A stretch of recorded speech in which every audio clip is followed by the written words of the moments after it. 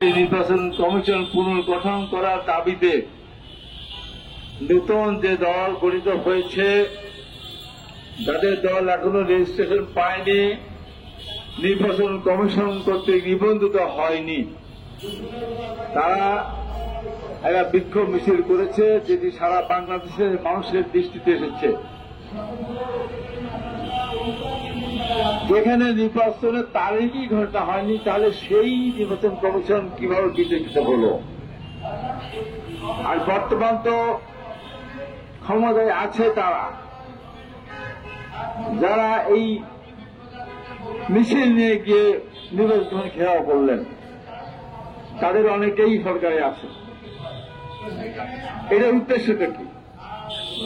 এদের উদ্দেশ্যটা নির্বাচন বিলম্বিত করা, নির্বাচন কমিশনকে বিতর্কিত করা, একটা পর্যায়ে গিয়ে বলবে নির্বাচন কমিশনের অধীনে কোন নির্বাচন হতে পারে না। এমনিতে বিভিন্নভাবে তারা নির্বাচন যেন না হয় সেই সমস্ত বিভিন্ন কর্মসূচি, বিভিন্ন বক্তব্য তারা দিয়ে আসছে। বিএনপি কার্যালয় কিভাবে হল নির্বাচন কমিশন অফিস আমরা বুঝলাম না। আমাদের তো কোন দলের কোন লোক তো সেখানে নেই, সরকার তো নেই, সরকার তো গঠন করেছে নির্বাচন কমিশন। এই নির্বাচন কমিশন তো আওয়ামী লীগের সেই ফ্যাসিস্ট সরকারের দ্বারা নির্বাচিত হয়নি।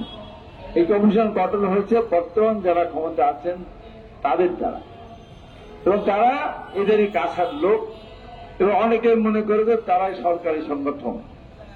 অনেকে প্রশ্ন করেছেন, কারণ বিগত কয়েক দিনের যে ঘটনা, অনেক দিন পর আবার বাংলাদেশের মানুষের সামনে সেই কালো মেঘ আবির্ভূত হয়েছিল। রাতের বেলা ঘুম আসতো না, কারণ কখন কে হয়ে যায়।